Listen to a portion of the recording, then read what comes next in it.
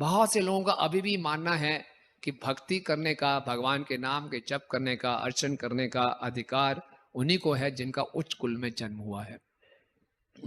केवल ब्राह्मण कुल में जन्म वाला व्यक्ति ही भगवान की सेवा कर सकता है, वही गुरु बन सकता है। ऐसे बहुत से लोग आजकल भी ऐसा सोचते हैं और वो सोचते हैं कि ये लोग जो आए हैं ये विदेशी लोगों को भक्त बना रहे हैं, ये पता नहीं धर्म का सत्यानाश कर रहे हैं। प्रभुपाद जी के एक शिष्य वृंदावन के किसी लोकल मंदिर में दर्शन करने गए, तो वहां के ब्राह्मण ने उनको देखा ऊपर से नीचे, बोला अच्छी बात है, आप विदेशी लोग हो, करो, कोशिश करो, काफी जन्मों के बाद जब आपका सौभाग्य उदय होगा तब आप हमारी तरह ब्राह्मण कुल में जन्म लोगे। तो बड़ा उदास हो गया बेचारा, प्रभुपाद जी के पास आए, सुनाया। प्रभुपाद ने बोला जाओ तुरंत उसके पास, वो जाके बोलो, करो, अर्चना करो, काफी जन्मों के बाद जब शुद्ध हो जाओगे तब इस कौन में प्रचारक बनोगे। तो लोग समझते नहीं हैं, ये समझते नहीं ऊंचे कुल में जन्म होना। वास्तव में कई अभी शास्त्रों में बता भी जाता है, जन्म एक ऊंचे कुल में हुआ ये भी एक इंडिकेशन है कि यस, ये जीवात्मा कोई शुद्ध जीवात्मा थी। लेकिन वैदिक विधि में जन्म एक बहुत बड़ा क्राइटेरिया होता था कि इसको भक्ति करने का अधिकार है कि नहीं। क्योंकि जो वैदिक विधि में मुख्य जो केंद्र में बात होती थी वो संस्कार होते थे, और जन्म अपने आप में एक संस्कार है। तो किसी का ब्राह्मण कुल में जन्म हुआ मतलब कि एक शुद्ध जीवात्मा होगी जिसने पिछले जन्म में संस्कार किए होंगे, तभी उसका ब्राह्मण कुल में जन्म हुआ है। और किसी का शूद्र कुल में जन्म हुआ है मतलब कि ये जीवात्मा शुद्ध नहीं है, इसने संस्कार नहीं किए होंगे, तभी इसके। और जन्म लेने के बाद भी जो ब्राह्मण, क्षत्रिय और वैश्य परिवार में होते थे उनके संस्कार होते थे, और जो शुद्ध होते थे उसके कोई संस्कार नहीं होते थे। इसलिए जो शुद्र है, स्त्री हैं, उनको वेद पढ़ने का कोई अधिकार नहीं था। तो ये विधि भी ठीक थी, लेकिन ये विधि ठीक तब तक थी जब तक संस्कार होते रहते थे। भागवतम के 7वें स्कंद में जब नारद मुनि जी युधिष्ठिर को उपदेश दे रहे हैं वर्णाश्रम के विषय में, तो बता रहे हैं कि संस्कार यत्र अनविच्छेन, जब संस्कार टूटते नहीं हैं तो वैदिक विधि काम करती है। लेकिन जब संस्कार टूटने शुरू हो जाएं, फिर कुल में जन्म का कोई मतलब नहीं है। फिर गुण कर्म विभागश, फिर उसके कैसे कर्म हैं, कैसे गुण हैं, उससे निर्धारित होगा। इसी अध्याय में 7वें स्कंद के 11वें अध्याय के 35 नंबर श्लोक में नारद मुनि बताते हैं, यस्य यल लक्षणम प्रोक्तम पुंसो वर्णा अभिव्यंजकम यद अन्यत्रापि दृश्येत तत्तेन विनिदृश्यते। कि यद यस्य यल लक्षणम प्रोक्तम पुंसो वर्णा अभिव्यंजकम, अगर किसी में लक्षण नजर आ रहे हैं ब्राह्मण के या क्षत्रिय के, हालांकि जन्म उसका शूद्र परिवार में हुआ है, तो क्या माना जाएगा? उसको ब्राह्मण क्षत्रिय ही मानना पड़ेगा। लक्षण देखे जाएंगे। क्यों? इस कलयुग में अब क्या हो गया है, संस्कार अब अनविच्छिन्न नहीं है, संस्कार टूट गए हैं। इसलिए इस कलयुग में सभी शूद्र हैं, क्योंकि संस्कार नहीं है। तो इसीलिए ये नहीं कह सकते जिस कुल में जिसका जन्म हुआ है वो वही उसका वर्ण है। तो इसमें आज के इस कलयुग में जब संस्कार टूट गए हैं तो वैदिक विधि लागू नहीं होती। तो वैदिक विधि में क्या होता था, बहुत क्रमशः एक जीव का उद्धार होता था। शूद्र कई जन्मों के बाद वैश्य बनता था, वैश्य के बाद कई जन्मों के बाद क्षत्रिय, और फिर ब्राह्मण, और फिर जाके कभी भक्त बनता था। बहुत लंबा प्रोसेस था। और अब संस्कार टूट गए हैं तो कैसे जीवों का उद्धार होगा?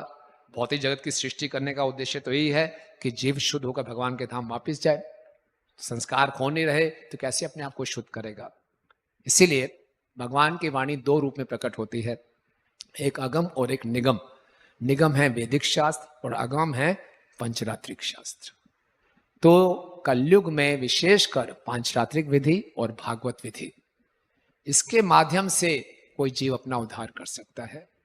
और पंचरात्रिक विधि और भागवत विधि में जो केंद्र में है वो है कृष्णेक शरणम, भगवान की शरण ग्रहण करना। इसीलिए कोई भी जीव अगर अपनी स्वेच्छा से भक्तों के संग में आकर वो कृष्ण की शरण ग्रहण करना चाहता है, कुछ भक्ति करना चाहता है, तो उसको पूरा मौका देना चाहिए। तो कोई शूद्र में भी जन्म है या उसका किराट होनंद्र किसी भी जाति में है, लेकिन उसके अंदर एक इच्छा प्रकट हो गई है भक्ति करने की, तो उसको पूरा मौका देना चाहिए। तो उसका शुद्धिकरण कैसे होगा? फिर बताया गया है दीक्षा विधानेन, द्विजोत्तम घ्रति नृणाम। दीक्षा के विधान से कोई भी द्विज बन सकता है, कोई किसी भी जाति में पैदा क्यों ना हुआ हो। ये पांचरात्रिक विधि की महिमा है और पांचरात्रिक विधि हर समय लागू हो सकती है। इसको प्राप्त करने की केवल एक ही योग्यता है कि कुछ श्रद्धा या भगवान की सेवा करने की कुछ इच्छा होनी चाहिए। और वही प्रभुपाद जी ने किया और वही चैतन्य महाप्रभु ने किया था कि कहीं थोड़ी सी इच्छा नजर आई, उस इच्छा को आगे बढ़ाया और वो बहुत से भक्त बने, महाभागवत बने। तो इसलिए ये जो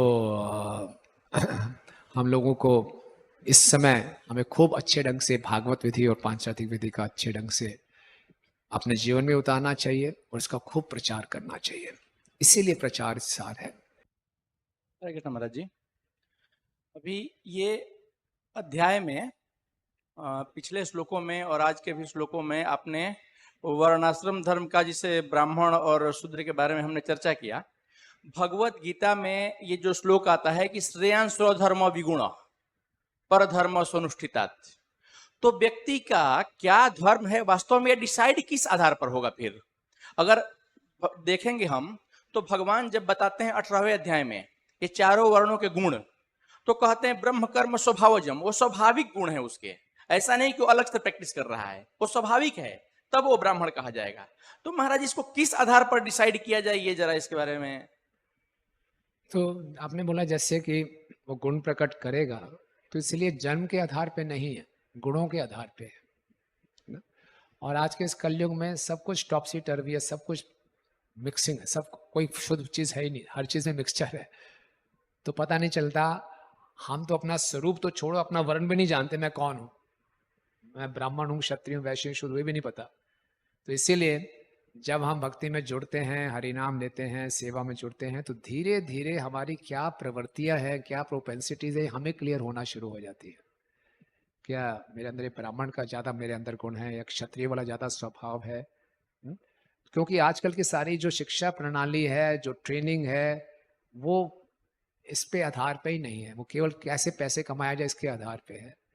तो एक बच्चे की क्या प्रवृत्ति, इस पे ध्यान ही नहीं दिया जाता, इसलिए उसको पता नहीं चलता, वो विकसित ही नहीं कर पाता अपनी प्रवृत्तियों को। पूर्व काल में क्या होता था, गुरुकुल में जाते थे, जो गुरु होते थे देखते थे किस क्या क्या प्रकार की प्रवृत्तियां हैं, उसके अनुसार उसको प्रशिक्षण दिया जाता था। अभी ऐसा है नहीं, अभी सबके लिए एक ही एजुकेशन है, चाहे अच्छी लगे या ना लगे, तो सब रट्टा लगा के पास करते हैं, डिग्री लेते हैं, पैसा कमाने का प्रयास करते हैं। इसलिए कोई संतुष्ट नहीं है, क्योंकि किसी को पता नहीं मेरी प्रवृत्ति क्या है, किस ढंग से प्रवृत्ति के अनुसार मैं कार्य करूं। ये तो हमारा सौभाग्य, हम यहाँ सेवा में लगते हैं तो हमारे कुछ अपने आभास होना शुरू करता है कि मेरी किस प्रकार की प्रवृत्तियां हैं। फिर हमें स्पष्ट होता है कि हाँ, मेरे अंदर क्षत्रिय का ज़्यादा स्वभाव है, ब्राह्मण का कम है, तो उसके अनुसार फिर हम उन प्रवृत्तियों को भगवान की सेवा में लगा पाते हैं। लेकिन ये सब अब जन्म के आधार पर नहीं है, गुणों के आधार पर ही है ना। समझे बात को? तो मेरा प्रश्न यही तो है ना महाराज जी, कि वो पता ही नहीं चला, कैसे पता कोई व्यक्ति है, जैसे मान लीजिए किसी के अंदर कोई गुण है, लेकिन अगर यहाँ आके अगर हम भक्ति भी कर रहे हैं सपोज, तो मान लीजिए किसी का गुण कुछ और है और सेवा कुछ और कर रहा है तो फिर उसको कैसे डिसाइड करें? मेरा प्रश्न यही है महाराज जी। हाँ, तो इसीलिए नहीं मालूम चलता, उसको भी नहीं मालूम कि मुझे क्या अच्छा लगता है, उसको देखा देखी लगती है। पीयर प्रेशर होते हैं आजकल, कि आजकल के सारे बच्चे क्या करें, मैंने भी वही करूंगा, उसको पता ही नहीं मेरी प्रवृत्ति क्या है। ये तो यहाँ आकर बातचीत करता है अपने गुरु से, वरिष्ठ भक्तों से, उसको कुछ कुछ क्लैरिटी आनी शुरू होती है। अन्यथा लोग तो बहुत कंफ्यूज हैं, उनका एक ही लक्ष्य पैसा कमाना, आजकल किस चीज में पैसा मिलेगा बस वही कर लेंगे हम, क्या मेरी प्रवृत्ति को जानने की इच्छा ही नहीं किसी की। इसीलिए कलयुग है। तो क्या होगा, जब सेवा में जोड़ते हैं, हरिनाम लेते हैं, तो फिर कुछ स्पष्ट होनी चीजें शुरू होती है कि मैं किस प्रवृत्ति में हूँ, मेरा क्या स्वभाव है, तब कुछ क्लैरिटी आती है ना।